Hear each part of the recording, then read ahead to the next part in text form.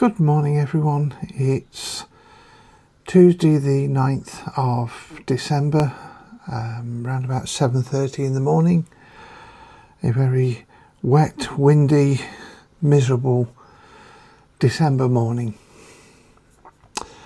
Two things I want to chat about today, both kind of related to my situation as being transgendered. The first one is, I guess, a nationwide situation.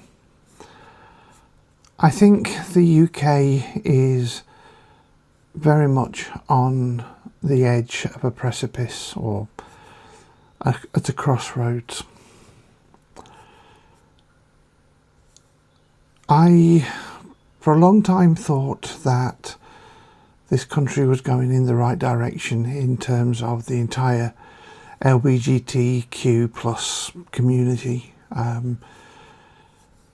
Understanding was starting to develop, acceptance was developing, and an openness. The press were less sensational about stories and more interested in the human aspect of it. I think since the beginning of COVID that changed. Society changed anyway, it became far more hate driven. But in particular, that hate has been focused on the transgender community. There is a ton of research that has been done that proves over and over again that being transgendered is not a choice. It's something that, for one reason or another, nature infers on us. There are theories of the cause. Go away, research those and make up your own minds. But it's definitely not a choice. I didn't wake up one day thinking to myself, I know, cracking idea, I'm going to transition and become a minority and become hated and this, that and the other.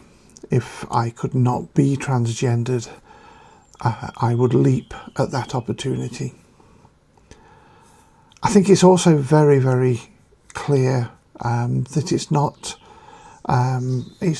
a result of my upbringing. Far from it. My family has been, shall we say, not the most supportive in terms of transgender.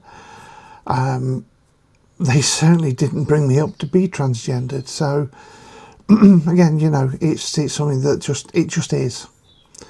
It just is, like being straight, like whatever, you know. It's something I have no control over. Society at the moment is very much being driven by lies, by misinformation, by hatred, by false accusations. This is generating fear, and that fear is then doubling back and creating more hatred. And with the Supreme Court rulings at the beginning of this year, changing our protection, our safety, it's fair to say that trans people are very actively being legislated out of society, out of the protection of law, out of protection of society, and it's terrifying, absolutely terrifying. I don't know where it will end. I hope every day that common sense will kick in and somebody who has authority and can speak coherently and sensibly, and there are people like that out there, will start to make a change. And I know that they will have the support of the entire LBGTQ plus community. But right now, yeah, it's as bad as it can get. Over the last week, I've been doing research and I've signed up and started to make some regular donations to some trans activist groups, some groups who will, I hope, fight for our rights. It's not a massive donation. I can't afford to make massive donations. I already contribute to some charities, some animal charities. So yeah, I need to be careful, but I also feel that I need to step up and do something.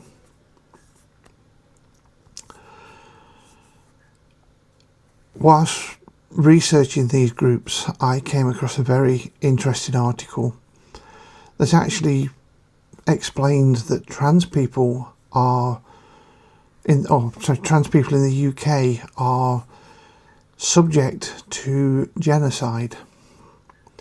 Now, people always imagine genocide as the mass murder of a particular group, like the Jews in the Second World War, like you see in Africa and so on, and Bosnia and all those places. But it's not just about mass murder. It's also about what is happening in the UK, the removal of a group from society.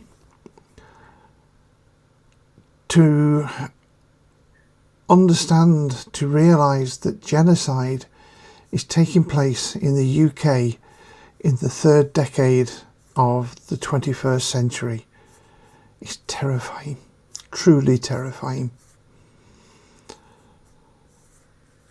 So there we are. That's what I have to say on that area. The other aspect, or the other subject I want to talk about today is a personal matter. I've talked about how difficult this time of year is for me. I don't do Christmas because it's very difficult for me emotionally. I do love Christmas. I always have loved Christmas. I truly love what it's supposed to mean. It's the getting together of family and friends. It's the putting aside of your difficulties and, just being with each other. I have a brother and two sisters. My brother is slightly older than me, and my two sisters are both younger than me. I love all three of them and their children and their partners beyond words. They mean everything to me. When I transitioned many years ago now, they all cut off contact with me. Now, I respect their rights to do that, and I would never impose myself on them. If that's how they've chosen to deal with my situation, then fair enough. It upsets me, obviously. I don't understand why they cut me off. Family to me is everything. You will do anything and everything for family. You may not agree with what they do, you may not support what they do, but at the same time you don't turn your backs on them. But as I say, other people have different views.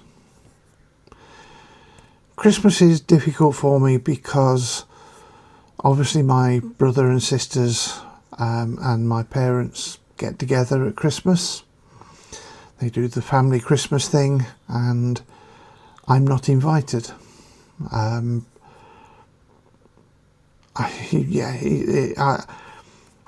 haven't been actively told go away, don't come, stay away, but it's also made very clear that my family, my brothers and sisters will get together, say on Christmas Day, and then I get invited over on Boxing Day.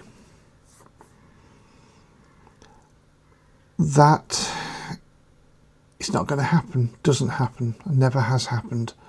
I will not sneak in like the dirty piece of shameful snot that makes me feel like, you know. It makes me feel like I'm some undesirable creature that's just tolerated. And I know in reality that's not probably how my parents feel. In fact, I know it upsets my parents, but it's how it makes me feel. I was talking to my father yesterday, and both my mother and father are getting on in life. They're both in their mid-80s, and the reality is they are not going to be around for very much longer. My father has expressed that he very much wants me to be going round on on Boxing Day for dinner. And I don't want to go. I said I would think about it, but I know how I feel. It is causing me problems that I just can't put into words. I don't want to let my father down. I don't want to upset my father. But at the same time, I won't sneak in on Boxing Day when the rest of the family get together on Christmas Day. I will not be that second best, that also ran, that has been, that other part of the family that we don't talk about. These feelings are only going to grow between now and Boxing Day, and they're only going to get harder for me to deal with. I don't know exactly what I'm going to do. I will fight, of course I will. That's what I do. But yeah, it's just not easy. I will say one thing, though, just to make things very clear, that one of my sisters, we've not spoken for a long time. I'm very close to this sister. But we have made contact this year, and we have spoken, and we do speak now. And I have been round to visit her a couple of times, and I think we're on the very first tentative steps of rebuilding our relationship, and I hope that relationship develops over 2026 and the coming years. So it's not all negative, it's not all bad, but yeah, I'm still not welcome this Christmas. So there we are. That's the chat. That's where we are at the moment. There's a couple of positives which I'll talk about later in another video. Some exciting things. For now, thanks for sticking around. Thanks for being here. Thanks for taking the time to listen to me. It always goes to say, hit the subscribe, hit the like, leave your comments below. But I hope you have a wonderful day, and I hope whatever problems you have are tiny. There we go. Take care. Talk soon. Bye bye.